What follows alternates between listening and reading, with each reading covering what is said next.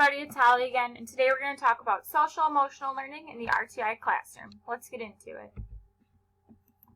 So our objectives today are to learn about social emotional learning and to get a working definition of it, to know why it's important and what the research says behind it, to know the 5 social emotional learning competencies, to know different strategies for how to create a safe and supportive learning environment, and lastly, 2 of my favorite topics, to learn about mindfulness and a growth mindset and how we can incorporate this into our classroom.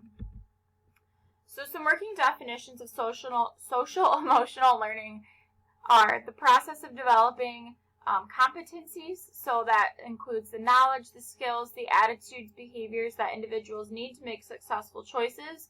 And again, this isn't just for our classroom, it's to take forward with them for the rest of their lives. This is also going to promote activities that develop their ability to recognize and effectively manage their emotions, to build relationships, solve interpersonal problems, and make effective and ethical decisions. So some really great stuff here. It's going to be important to us as classroom teachers and as RTI instructional aides because it improves positive social behaviors. Students are going to be more capable of seeking help when they need it. They're going to be better at managing emotions and problem solving. This increases academic achievement with students. It gives them improved attitudes towards themselves and others around them. It decreases conduct problems in the classroom and emotional stress that students feel. It also gives students the ability to feel safe, heard, and cared for, which is what we want at the end of the day. And then lastly, this also gives us as instructors a really enjoyable work environment to work in every day. So this statistic really blew my mind, which is why I have the gift there of surprise. But a meta-analysis looked at 213 programs that covered 3 decades of research, and they found that social emotional learning interventions that address the 5 competencies increased students' academic performance by 11 percentile points compared with students who did not participate in these programs. And a lot of this research has followed students from kindergarten past high school, again, for decades of research, so it's really phenomenal to see this kind of growth in students. Again, there's a lot of research here. I'm just going to kind of skim the bolded points here that I think are really powerful. Different programs that involve social emotional learning, research has found that programs have 10% when they look at students that they look at in kindergarten. When they go back to their adult lives, they find that 10% of these students now have fewer as adults psychological, behavior, or substance problems at the age of 25. So I thought that was super interesting. They also discovered a strong correlation to adult outcomes like higher education, stronger employment, better mental health, reduced criminal activity, and substance use. And then financially, it's a really big benefit too. Every dollar that we invest in social emotional learning yields $11 in long-term benefits. And this study included reduced juvenile crime, higher lifetime earnings, and better mental and physical health. So there's a lot of benefits, a lot of research that supports this social emotional learning. So here are 5 core competencies. You'll kind of see this and get familiar with it as we continue with the presentation. So we have all of our core competencies in the middle. Our social emotional curriculum and instruction, again, handles the classroom aspect of it. School-wide practices and policies, and go under schools, and then family and community partnerships like Boys and Girls Club or just home life impacts students' homes and communities. So we have self-awareness, self-management, responsible decision-making, relationship skills, and social awareness. And we're going to briefly dive into these, but when students have really great awareness of all of these competencies, they can effectively manage their behaviors. So self-awareness, I'm just going to give brief definitions. Students can recognize their feelings, interests, strengths. They can understand their strengths and weaknesses emotionally and academically. So yes, they're very self-aware. Self-management, they can control their emotions in difficult situations, and they can self-monitor and reflect. Social awareness, they can take others' perspectives into account and be very empathetic, appreciate similarities and differences. Relationship skills, they can maintain healthy relationships with others, resist negative social pressures, solve interpersonal conflict, seek help. And then lastly, responsible decision making.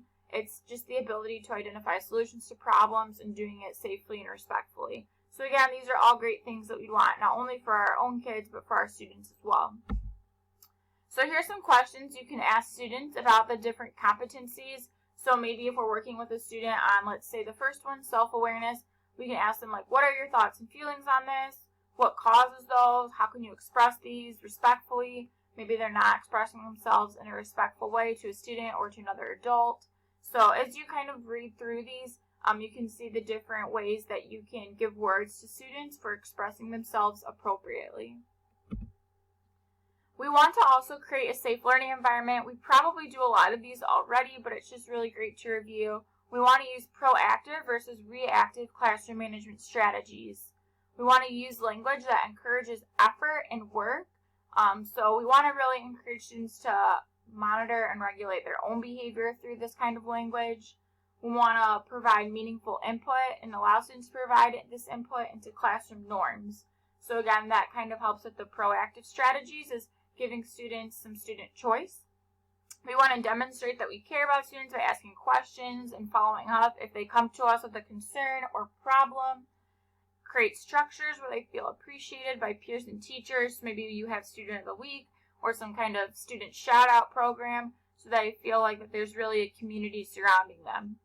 Students can also work together towards a collective goal. So maybe they're working towards classroom mastery on a skill, or maybe they're working towards no tardies for 3 days in a row.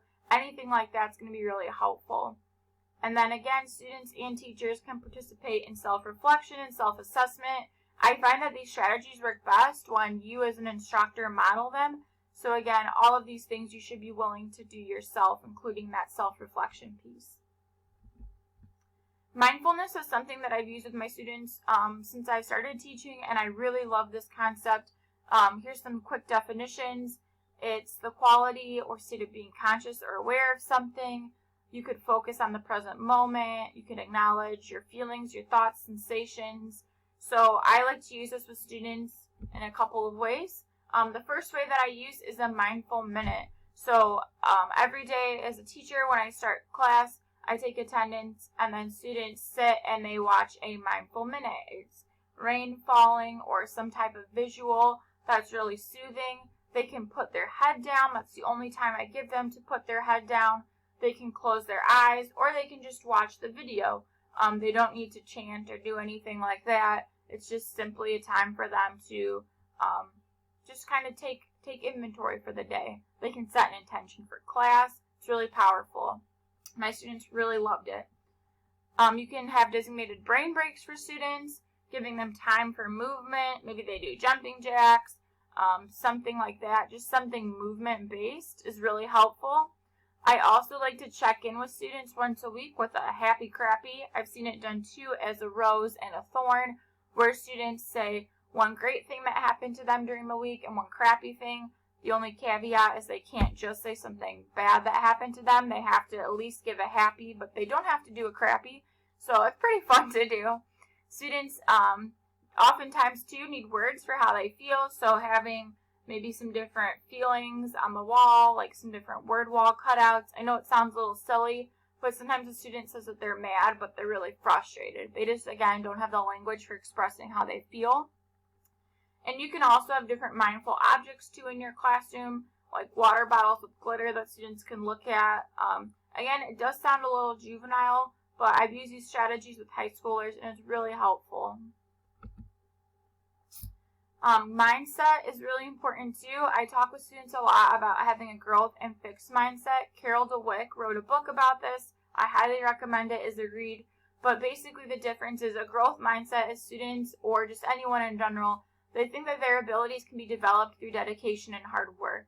Whereas people that have a fixed mindset, they believe that intelligence or talent is fixed. That, they can put in the time and effort and energy and they're not going to get there. They believe that talent alone creates success, that they don't need to put effort towards it.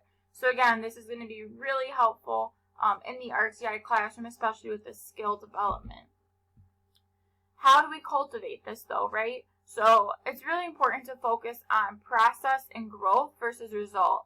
especially when we're talking about data with students, we want to see growth, not perfection. So that's really important, I believe. Also, normalize and talk about struggle. You can validate feelings by saying, yeah, this is really difficult. You're really doing a great job not giving up. You're really persevering. I find that you have a lot of grit. That's awesome. Language like that's super helpful. You want to encourage students to ask for advice when they struggle, either from their classroom teacher, from you, or from a peer even. Something too to help growth mindset, if students aren't getting the correct answer, just encourage them to articulate their thinking process, like, that's interesting that you wrote that. Why did you write it? Like, what were you thinking about? Again, giving breaks is really important. We as adults need breaks, so of course as students, they need breaks as well. Giving students achievable SMART goals is really helpful. Again, very encouraging. Once you start reaching your goals, it really motivates you to keep going. We want to also display visible reminders of growth mindset vocabulary around the classroom. Again, just kind of reiterating it. And lastly, always we want to model this as educators. So we want to make sure that when we talk about our personal lives or just ourselves, that we want to make sure that we have a growth mindset with ourselves as well. Thank you so much for watching this presentation. I hope it was helpful to you. Please feel free to reach out with any questions. Thanks again, everybody.